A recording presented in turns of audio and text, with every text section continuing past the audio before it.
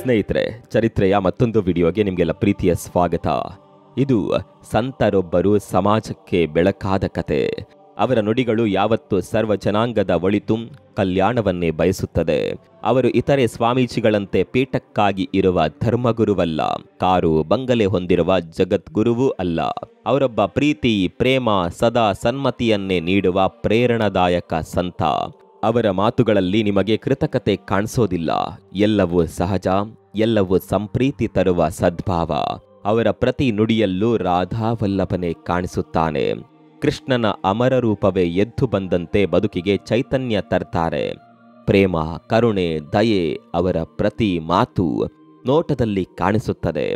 ಅಮೃತಕ್ಕೆ ಸಮಾನವಾದ ಅವರ ಮಾತುಗಳು ನಿಮ್ಮನ್ನ ನೇರವಾಗಿ ವೃಂದಾವನಕ್ಕೆ ಕರೆದುಕೊಂಡು ಹೋಗುತ್ತವೆ. ತಂಗಾಳಿಯಂತೆ ನಿಮಗೆ ಪ್ರಕೃತಿಯ ಆನಂದವನ್ನ ನೀಡುತ್ತವೆ. ಪ್ರಾಣಿ, ಪಕ್ಷಿ, ಸಮಸ್ತ ಸಂಕುಲವೇ ಅವರ ಪ್ರತಿ ನುಡಿಯನ್ನ ತದೇಕ ಚಿತ್ತದಿಂದ ಕೇಳಿಸಿಕೊಳ್ಳುವಂತೆ ಭಾಸವಾಗುತ್ತದೆ. ದುಃಖ ದೂರವಾಗುತ್ತಿದ್ದಂತೆ ಅಹಂಕಾರ ಶರಣಾಗುತ್ತದೆ. ಆತ್ಮ ಪರಮಾತ್ಮನ ನಡುವೆ ಅನುಸಂಧಾನ ಏರ್ಪಡುತ್ತದೆ. ಹಾಗಂತ ಅವರೇನು ಕಣ್ಕಟ್ಟು ಮಾಡೋದಿಲ್ಲ, ಮ್ಯಾಜಿಕ್ ಮಾಡೋದಿಲ್ಲ.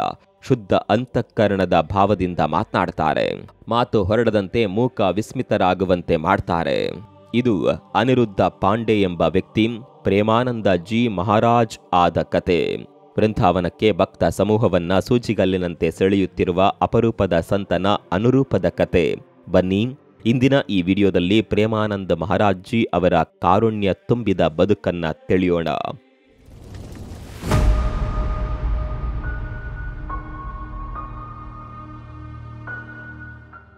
ಪ್ರೇಮಾನಂದ ಗೋವಿಂದ ಶರಣ್ ಮಹಾರಾಜ್ ಜಿ ಅವರ ಪೂರ್ವಾಶ್ರಮದ ಹೆಸರು ಅನಿರುದ್ಧ ಕುಮಾರ್ ಪಾಂಡೆ.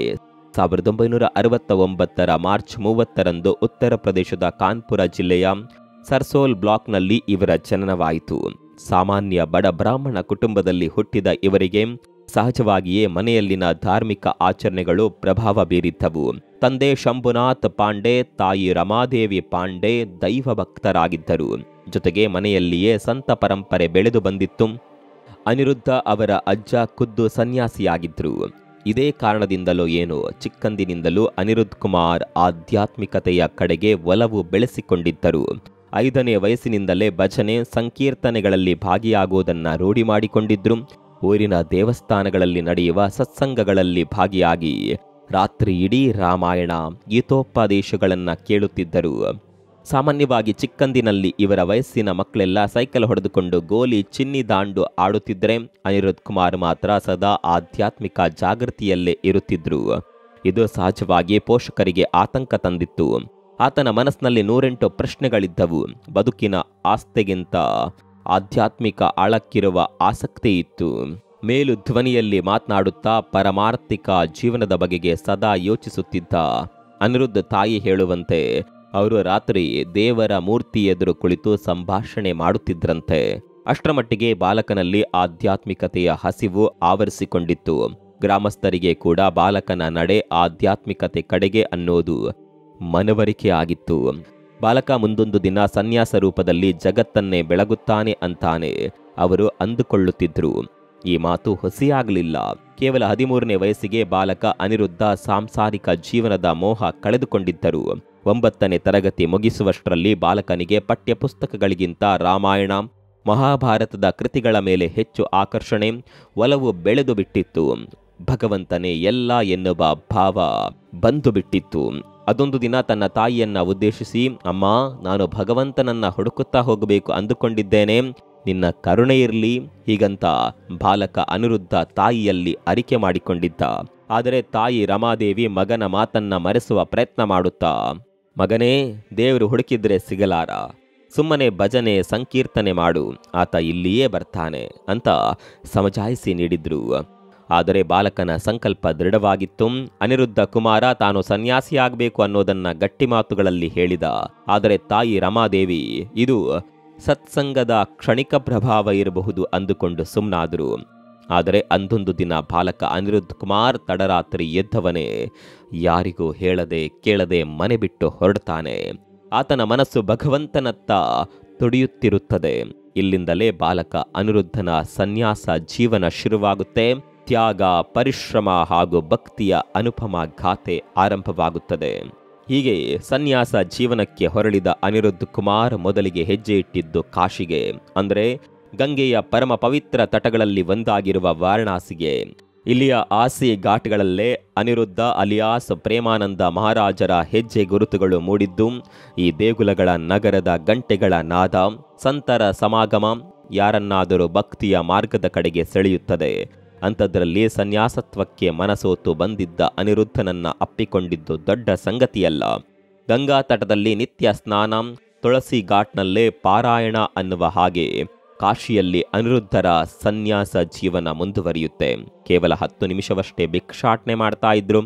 ಭಿಕ್ಷೆ ಸಿಕ್ಕರೆ ತಿನ್ನೋದು, ಇಲ್ಲವೆಂದರೆ ಗಂಗೆಯ ನೀರನ್ನೇ ಕುಡಿದು ಭಗವತ್ ಸ್ಮರಣೆಯಲ್ಲಿ ತೊಡಗುವುದು.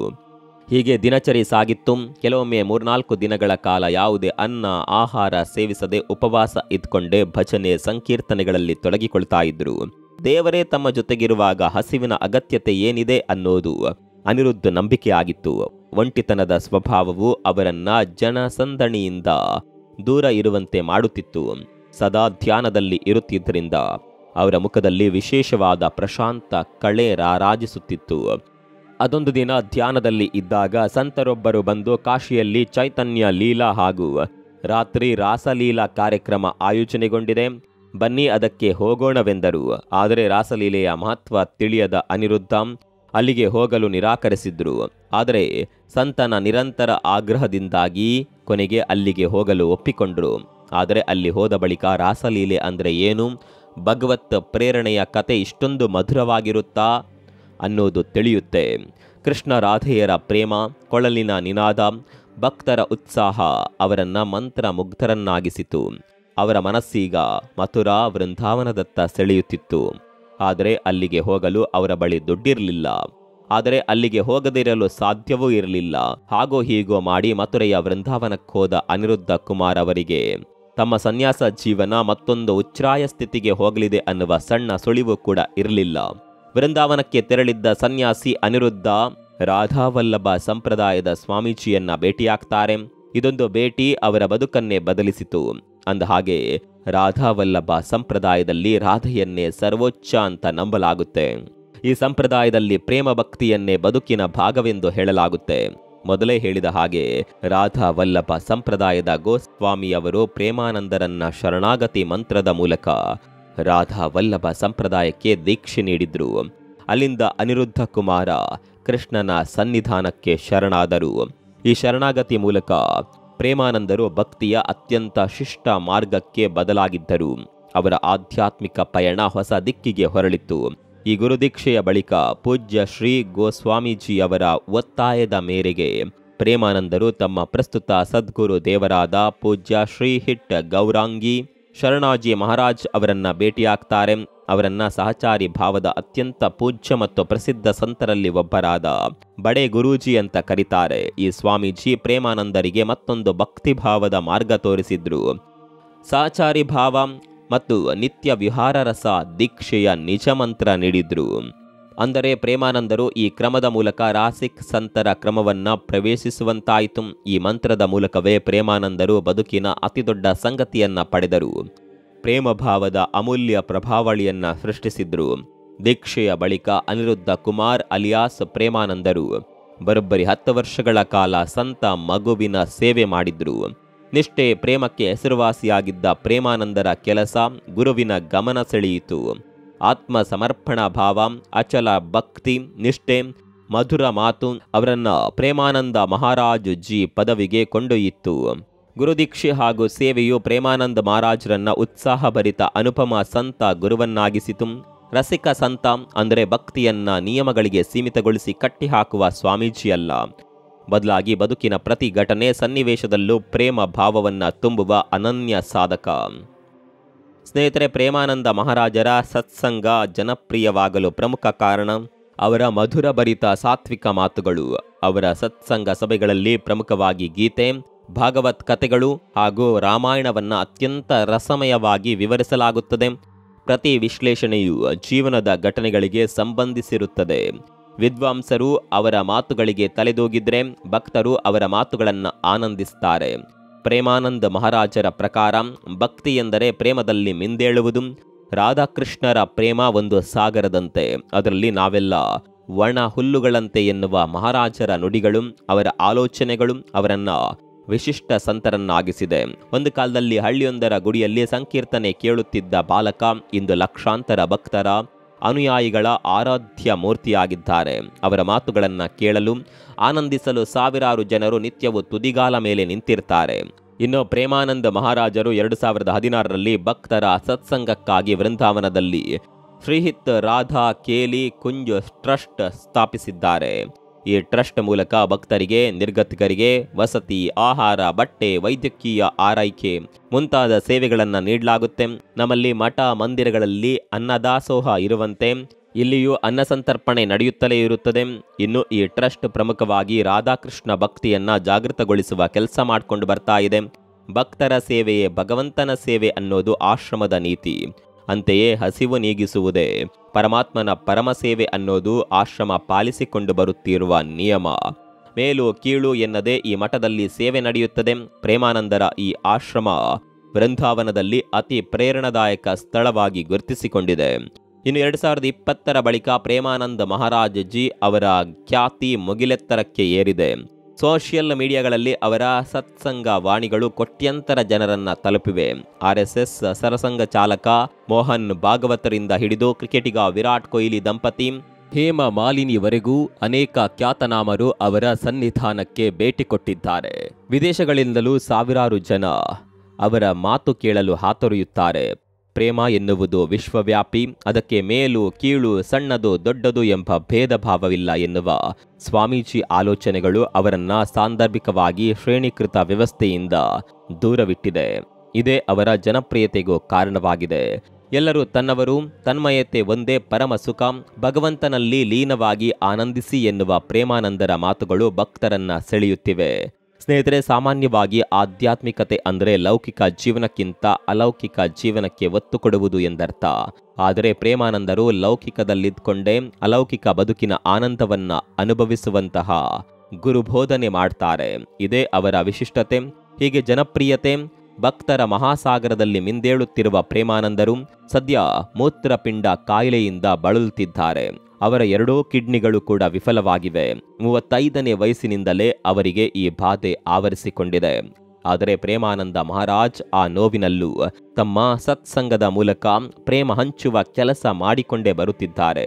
ಇನ್ನು ವಿಶೇಷ ಅಂದರೆ ಶಿಲ್ಪಾ ಶೆಟ್ಟಿ ಪತಿ ಕುಂದ್ರ ಅವರು ಪ್ರೇಮಾನಂದ ಗುರೂಜಿಗೆ ಕಿಡ್ನಿ ದಾನ ಮಾಡಲು ಮುಂದಾಗಿದ್ದಾರೆ. ಅವರು ಮನಸ್ಸು ಮಾಡಿದರೆ ಕ್ಷಣ ಮಾತ್ರದಲ್ಲಿ ಅವರಿಗೆ ಕಿಡ್ನಿ ದಾನ ಆಗುತ್ತೆ. ಆದರೆ ಪ್ರೇಮಾನಂದ ಮಹಾರಾಜ್ ಅದೆಲ್ಲವನ್ನ ನಯವಾಗಿಯೇ ನಿರಾಕರಿಸಿ ಕೃಷ್ಣನಲ್ಲಿ ತಮ್ಮ ಅಚಲ ಭಕ್ತಿ ಮೆರೆಯುತ್ತಿದ್ದಾರೆ.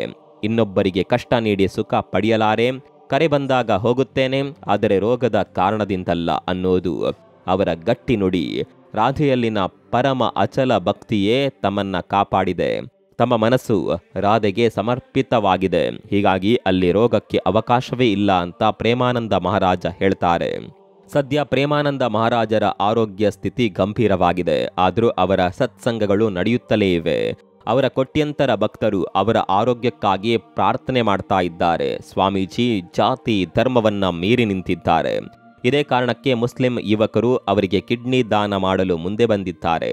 ಸೌದಿಯಲ್ಲಿರುವ ಭಾರತೀಯ ಮೂಲದ ವ್ಯಕ್ತಿಯೊಬ್ಬ ಸ್ವಾಮೀಜಿ ಆರೋಗ್ಯಕ್ಕಾಗಿ ಮೆಕ್ಕಾದಲ್ಲಿ ಪ್ರಾರ್ಥನೆ ಮಾಡಿರುವ ಸುದ್ದಿಯು ವೈರಲ್ ಆಗಿದೆ. ಸ್ವಾಮೀಜಿ ದೇಹ ದಿನದಿಂದ ದಿನಕ್ಕೆ ಕೃಶವಾಗ್ತಿದ್ರೂ ಅವರ ಮುಖದ ಮೇಲಿನ ಮಂದಹಾಸ ಕಡಿಮೆಯಾಗಿಲ್ಲ.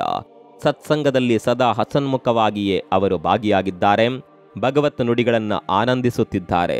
ಸಂತರೊಬ್ಬರು ಹೀಗೂ ಇರಬಹುದಾ ಅನ್ನೋದಕ್ಕೆ ಪ್ರೇಮಾನಂದ ಮಹಾರಾಜರು ಸಾಕ್ಷಿಯಾಗಿದ್ದಾರೆ.